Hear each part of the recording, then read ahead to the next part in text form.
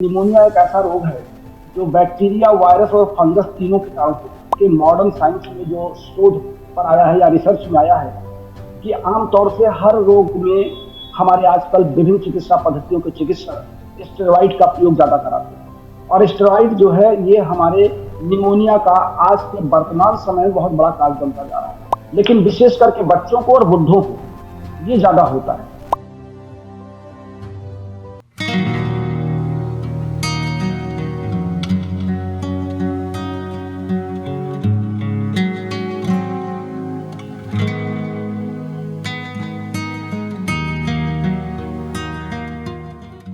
नमस्कार, D5 channel Hindi देख रहे दर्शकों का मैं वंदना स्वागत करती हूं।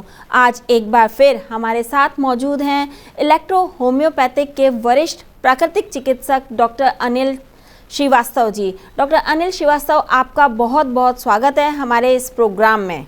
वंदना जी, बहुत बहुत धन्यवाद और अपने दर्शकों का भी मैं अभिवादन करता हूँ। डॉक्टर अनिल, आपको इस फील्ड में कितने सालों का अनुभव है? वंदना जी, चिकित्सा के क्षेत्र में मेरा ये 38वां वर्ष शुरू हो गया है और 37 वर्ष मैं पूरे कर चुका हूँ इलेक्ट्रो होम्योपैथी के क्षेत्र में। आपके पास में नमोनिया के भी मरीज आते होंगे, तो सबसे पहले हमें ये बताइए कि नमोनिया को सरल भाषा में क्या कहा जाता है? वंदना जी, निमोनिया आमतौर से फेफड़े में सूजन हो जाना, ये चिकित्सक अपने सामने वाले पेशेंट को समझाने का प्रयास करता है कि फेफड़े में तुम्हारे सूजन हो गया है, लेकिन मेडिकल टर्म में हम उसको निमोनिया कहें। और ये चूंकि हमारे दो फेफड़े होते हैं, तो फेफड़ों की जो छोटी छोटी कोशिकाएं होती हैं इनको हम एल्वेओली कहते हैं। इनमें जब कोई इन्फेक्शन हो जाता है तो उस इन्फेक्शन से ये एल्वेओली ठोस हो जाते हैं, जिससे इनमें कड़ापन आ जाता है और अंदर सूजन हो जाती है, पूरा पूरा फेफड़ा सूजने लगता है। अब ये कई पार्ट में भी हो सकता है और पूरे फेफड़े में भी हो सकता है। और निमोनिया, सबसे महत्वपूर्ण बात यह है कि निमोनिया एक ऐसा रोग है जो बैक्टीरिया, वायरस और फंगस तीनों के कारण होता है। इसमें अगर हम बात कर लें कि निमोनिया को जो बैक्टीरिया होते हैं वो हमारे निमोनिया कॉकस होते हैं, बैसिलस कॉकस होते हैं, स्ट्रेप्टोकॉकस होते हैं, ये बैक्टीरिया हैं। और जो वायरस होते हैं ये इन्फ्लुएंजा वायरस होते हैं, यानी वायरस से भी फैलता है। विभिन्न फंजाई होते हैं जैसे कैंडिड होता है या क्रिप्टोगैमस फंगस होता है। तो निमोनिया आपका एक इन्फेक्टिव रोग है जो एक दूसरे से फैलता है, या हवा में उड़ने वाले बैक्टीरिया से या वायरस से या फंगस का इन्फेक्शन अगर है उससे फैलता है। साथ ही ये कहा जा सकता है कि ये एक ऐसा रोग है जो बैक्टीरिया से भी, वायरस से भी और फंगस से तीनों के कारण होता है। इसलिए निमोनिया को बहुत हल्के में नहीं लेना चाहिए। निमोनिया को जैसे ही आभास होता है रोगी को तत्काल अपने संबंधित चिकित्सक की शरण में उसको जाना चाहिए। और सामान्य भाषा में मैंने जैसा आपको बताया कि फेफड़े में सूजन हो जाना, इसे निमोनिया कहते हैं। डॉक्टर श्रीवास्तव, क्या निमोनिया अलग अलग टाइप का भी होता है? जी जी, निमोनिया आमतौर से तो 8 प्रकार के होते हैं, जिनको हम 8 टाइप्स को मेन 3 टाइप्स डालते हैं। जिसको पहला होता है लोअर निमोनिया। लोअर निमोनिया में क्या होता है कि फेफड़े के किसी एक पार्ट में या लोअर पार्ट में या किसी एक फेफड़े में इन्फेक्शन हो जाना और वहां की कोशिकाओं हो जाना या दृढ़ हो जाना, जिसपे म्यूकस बढ़ता चला जाएगा और वहां की सूजती चली जाएगी, तो इसको हम लोअर निमोनिया। दूसरा होता है डबल निमोनिया। आपने अक्सर सुना होगा कि डॉक्टर कहते हैं कि आपको डबल निमोनिया हो गया। डबल निमोनिया का तात्पर्य कि आपके दोनों फेफड़े इन्फेक्टेड। पहले लोअर निमोनिया में एक फेफड़ा हो सकता है या दोनों फेफड़े के कुछ हो सकते हैं, लेकिन डबल निमोनिया में दोनों फेफड़े के फुल पार्ट निमोनिया के बैक्टीरिया से या वायरस से या फंगस से इन्फेक्टेड रहते हैं। और तीसरा होता है ब्रांको निमोनिया। जब निमोनिया हमारे फेफड़े के पार्ट में लगी हुई ब्लड कैपिलरीज में फैल जाता है, उसका इन्फेक्शन हमारे ब्लड कैपिलरीज में पहुंच जाता है, ये ब्रांको निमोनिया होता है और ये खतरनाक हो जाता है। ये फिर हमारा लास्ट स्टेज का निमोनिया है, जिससे फिर हम ये मान सकते हैं कि ये आगे बढ़कर के ट्यूबरकुलोसिस के रोगियों को परेशान करेगा, ट्यूबरकुलोसिस हो जाएगा या सांस फूलने लगेगी तो अस्थमा की तरफ बढ़ जाएगा। और इसमें सबसे बड़ी बात यह है कि लोअर निमोनिया अगर है तो वहीं पे हमारा इलाज शुरू हो जाना चाहिए, डबल निमोनिया या ब्रांको निमोनिया की तरफ बढ़ने ना पाए। डॉक्टर श्रीवास्तव, क्या अगर किसी को निमोनिया हो गया है तो उसे पहचानने के लिए क्या तरीका है? मतलब कौन से तरीके से उसे पहचाना जाए या फिर उसके सिम्टम्स क्या क्या होते हैं? एक तो जो हम ब्लड टेस्ट कराते हैं रोगी का, तो उसमें TLC, DLC और ESR बढ़ा हुआ हमको मिलता है, बहुत ज्यादा बढ़ जाता है, अपने जो उसका स्टेबल लेवल है उससे बढ़ा हुआ मिलता है। दूसरा, रोगी बार बार शिकायत करता है कि हमको सांस में बहुत दिक्कत आ रही, सांस उसकी फूलने लगती है, पसीना उसको रात में आता है, फीवर उसका लगातार बना रहता है, सर दर्द, जब ब्लड प्रेशर भी बढ़ जाता है ऐसे रोगियों का, निमोनिया वालों का, और कफ बलगम लगातार बना रहता है। हर बार उसको खांसी की शुरुआत पहले कम होती है और बाद में वो खांसी बढ़ती चली जाती है, जिसमें बलगम या कफ का की मात्रा लगातार बढ़ती जाती है। तो ऐसे में जब ये लक्षण आने लगते हैं तो हम उसको निमोनिया की तरह ट्रीट करके अपने डॉक्टर से हमको तत्काल सलाह लेनी चाहिए। क्योंकि अच्छा, ये होता क्या है कि जो फिजिकली बहुत वीक होते हैं या जिनका इम्यूनिटी पावर बहुत डाउन होता है, वो अपने सामने वाले निमोनिया के, अगर कोई रोगी है अगर उसने खांस दिया या छींक दिया, तो इसके बैक्टीरिया जमीन पर गिर जाएंगे और फिर सूख जाएंगे, धूल के कणों मिल करके हवा में उड़ेंगे, या वायरस होंगे तो दूर दूर तक उड़ेंगे। फंगस इन्फेक्शन, अगर कोई हमने ऐसा फंगस यूज कर लिया है जिस पर ऑलरेडी स्ट्रेप्टोकोकस के निमोनिया के फंगस थे, और वो हमारे खान पान के द्वारा या सांस के द्वारा या किसी भी तरीके से वो हमारे शरीर में प्रवेश कर रहे हैं, तो हमको इनसे बचना भी चाहिए। ये निमोनिया के फैलने के या लक्षण खास कारण जैसे फीवर बना रहना, खांसी का लगातार आते रहना, बलगम का निकलते रहना, पसीना भी होना, सांस का फूलना, सांस लेने में तकलीफ होना, सीढ़ियों को चढ़ने पर सांस फूलने लगना, थोड़ा सा मेहनत काम करने पे सांस को फूलना और आपको बैठ जाना, महसूस हो कि हमको थकान लग रही है, हमेशा लेटे रहने का मन करना, ये तमाम लक्षण ऐसे हैं जिससे पहचाना जा सकता है कि रोगी निमोनिया की तरफ बढ़ रहा है। निमोनिया होने पर खाने पीने में किन बातों का खास तौर पर ध्यान रखना चाहिए, यानी कि क्या चीज़ खानी पीनी चाहिए और क्या चीज़ बिल्कुल नहीं खानी पीनी चाहिए?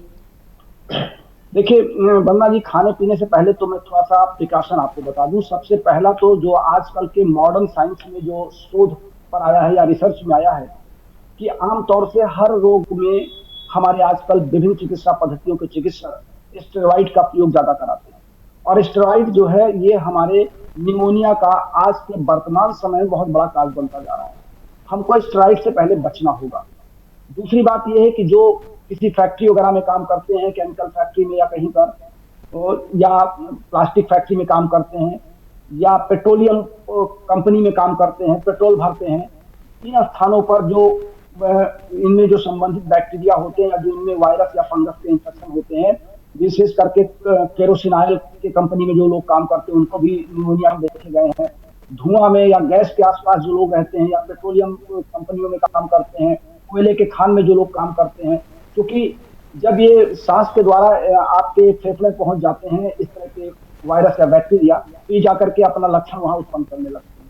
तो स्टेरॉइड से भी हमको बचना है, धुएं और विशेष करके केमिकल इंडस्ट्रीज में हमको सावधानियां बरतनी चाहिए, अपने मुख को और नाक को बंद करके काम करना चाहिए। अब आपने दिया कि हमको खान पान में क्या करना चाहिए। देखिए, निमोनिया विशेष करके एक एलर्जिक काज माना जाता है मेडिकल साइंस में कि एलर्जी से निमोनिया होता है, लेकिन अब क्योंकि नया शोध हो चुका है तो केवल एलर्जी ही इसका काज नहीं है, हमको वो सभी चीजों से हो सकता है जिसमें वायरस, बैक्टीरिया या फंगस पाए जाते हैं, जो मैंने नाम आपको बताए। ये इनसे बचने के लिए हमको पहली चीज तो, चूंकि ठंड और गर्म दोनों से बचना होगा।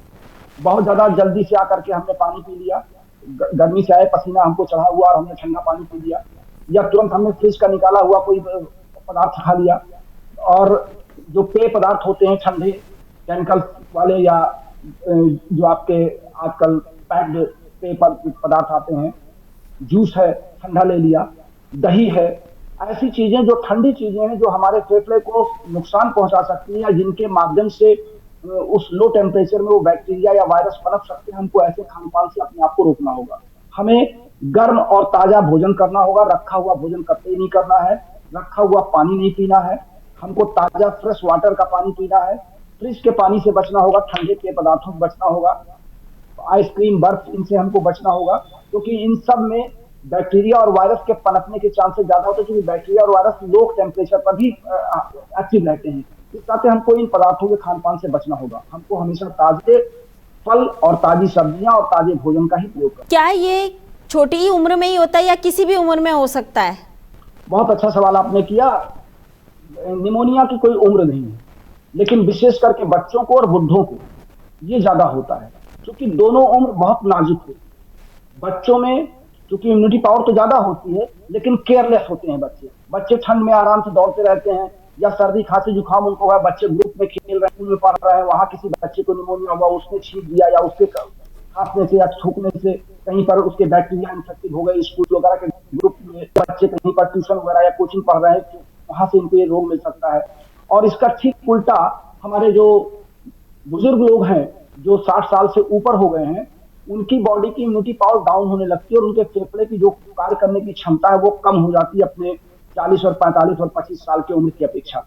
तो ऐसी दशा में हमको बुजुर्गों को भी और बच्चों को भी दोनों को संभाल के रखना पड़ता है और इन्फेक्शन से बचने के लिए दोनों को केयर करना पड़ेगा। बीच वाली उम्र के लोगों में भी देखा गया है, लेकिन इसके चांसेस केवल 30% है, लेकिन बच्चों में और बुजुर्गों में इसके चांसेस 80 से 85 बल्कि 90% तक हो जाते हैं।